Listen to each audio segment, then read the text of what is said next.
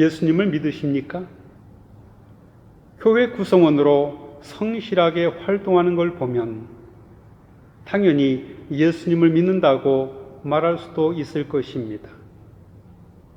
그러나 실제로 예수님을 믿지 않으면서도 얼마든지 교회의 구성원이 될 수 있습니다. 오늘 본문에 예수님을 등지고 떠나간 제자들처럼 말입니다. 이 말은 교회에서의 활동과 그가 지닌 믿음은 그 차원에서 완전히 다르다는 뜻입니다.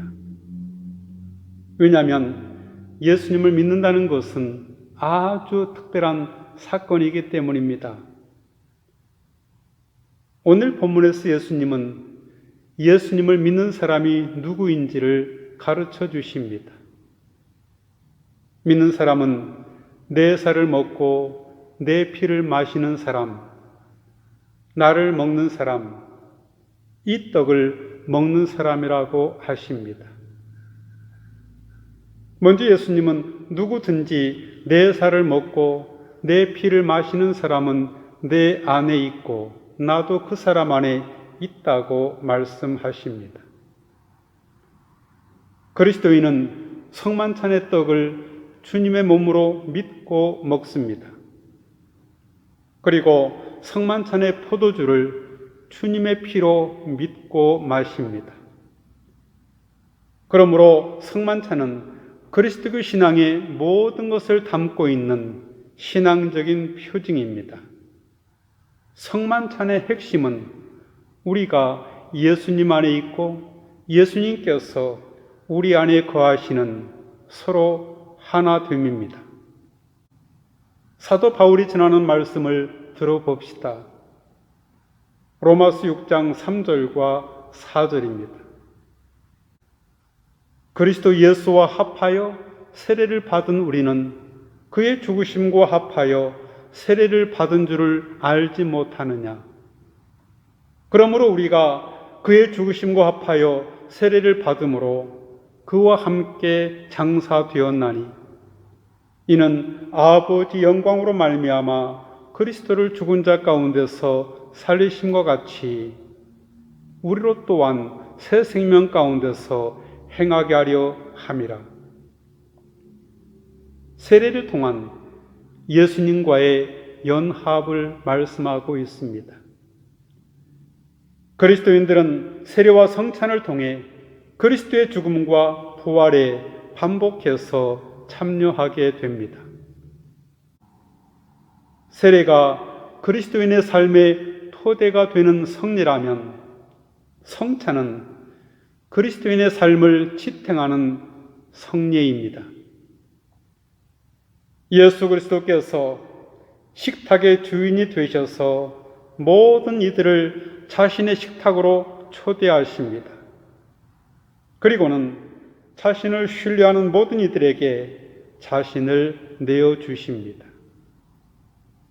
그리스도교 신앙에서 이것보다 더 소중한 요소는 없습니다.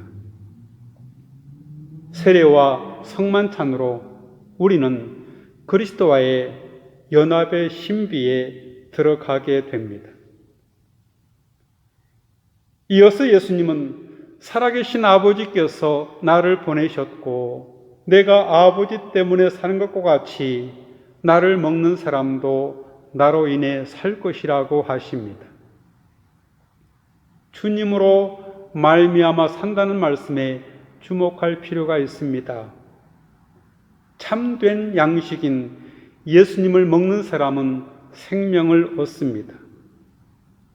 이제 그는 자신의 능력이 아닌 주님의 능력으로 살아갑니다. 예수님 말씀하십니다. 이것은 하늘에서 내려온 떡이다.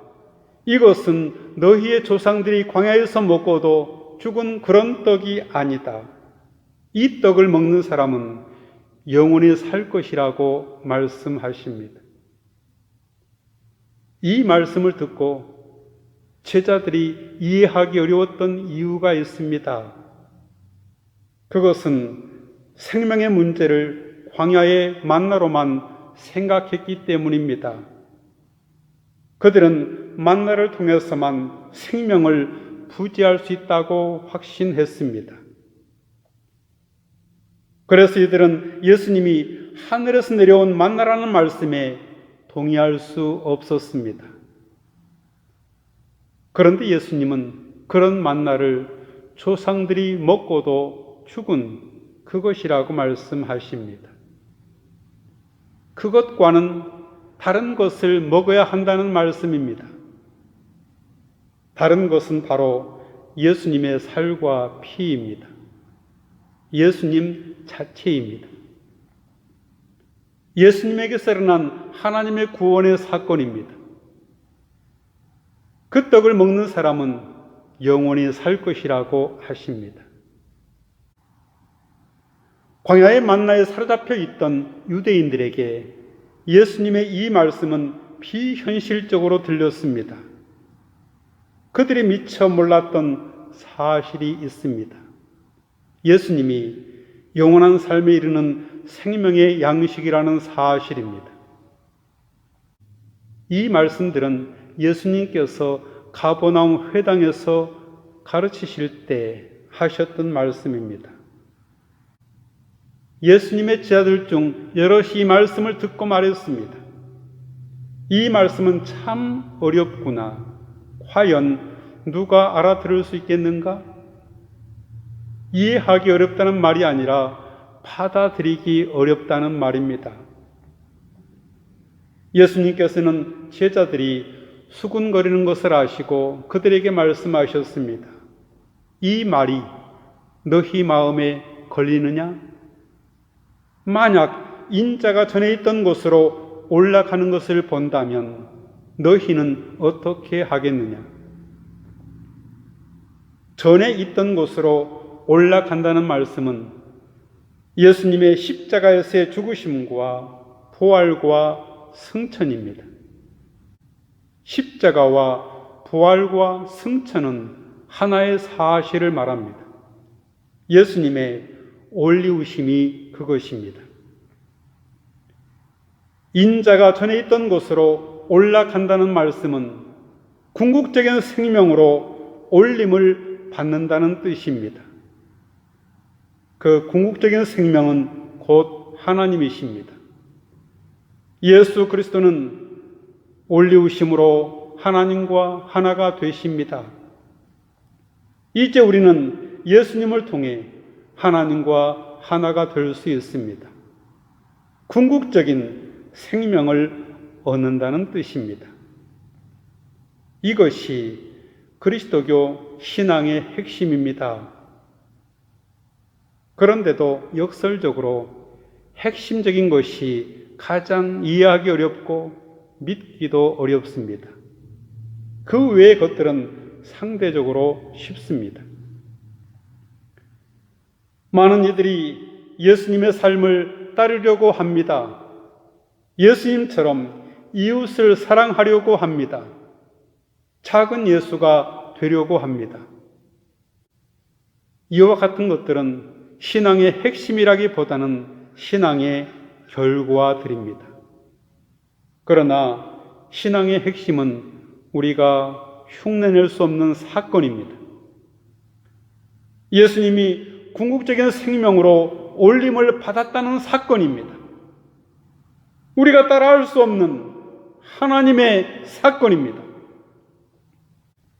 예수님이 말씀하십니다. 생명을 주는 것은 영이다. 육은 아무 데도 소용이 없다. 내가 너희에게 한 이 말은 영이요 생명이다. 사람은 하나님의 영을 떠나서는 생명을 경험할 수 없다는 말씀입니다. 그러나 너희 중에 믿지 않는 사람들이 있구나. 예수님께서는 처음부터 누가 믿지 않는지, 누가 자신을 배반할지 알고 계셨던 것입니다. 예수님께서 계속 말씀하십니다.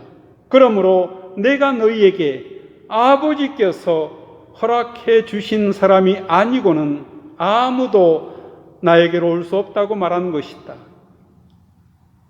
예수님을 믿는 것은 하나님의 은총이라는 뜻입니다. 그런 은총을 받지 못한 사람은 아무리 믿으려 해도 믿을 수가 없습니다. 이 말씀 때문에 예수님의 제자 가운데 많은 사람이 떠나갔고 더 이상 그분과 함께 다니지 않았습니다. 그들이 지금까지 예수님을 따랐던 동기는 광야의 만나를 먹을 수 있다는 기대였습니다.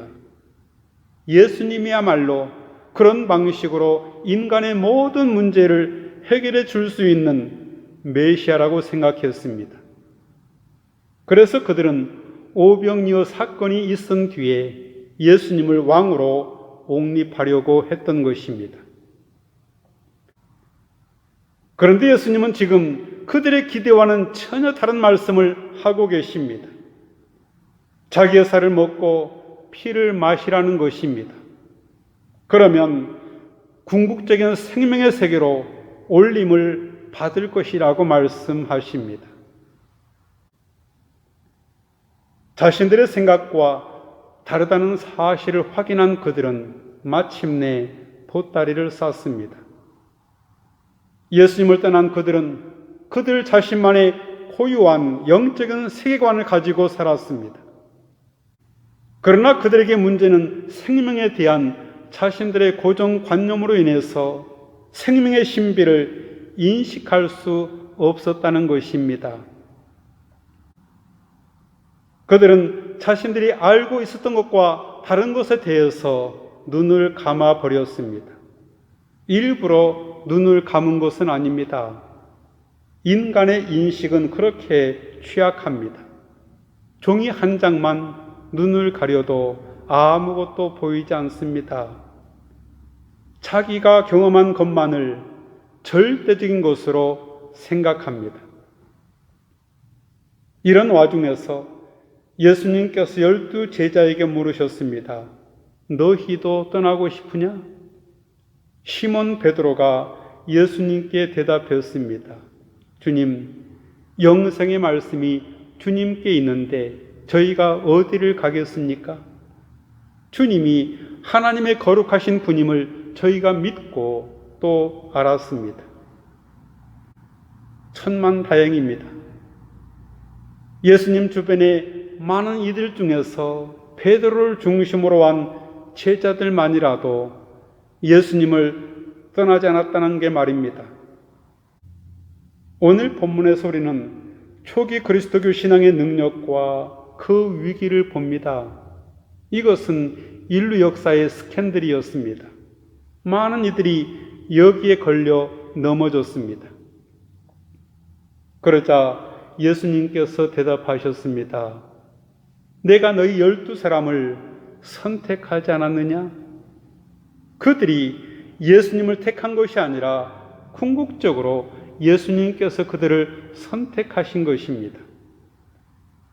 그러나 너희 중 한 사람은 마귀니라. 이것은 가룟 사람 시몬의 아들 유다를 두고 하신 말씀이었습니다. 가룟 유다는 12 제자 중 한 사람이었지만 후에 예수님을 배반했습니다. 내 살을 먹고 내 피를 마시는 사람, 나를 먹는 사람, 이 떡을 먹는 사람, 우리는 여기에 우리의 운명을 건 사람들입니다. 예수님의 생명의 신비가 우리의 영혼을 뜨겁게 감싸 주시기를 간절히 바랍니다. 같이 기도하겠습니다. 주님, 저희가 영생의 말씀이신 주님께 올 수 있었던 것은 아버지께서 허락하셨기 때문입니다. 그런 저희가 주님을 떠나 누구에게로 가겠습니까? 저희는 이미 주님이 하나님의 거룩하신 분이심을 믿고 또 알았습니다.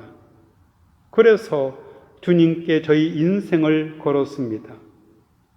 주님, 언제까지나 저희의 동행이 되어 주옵소서. 예수님의 이름으로 기도하옵나이다. 아멘.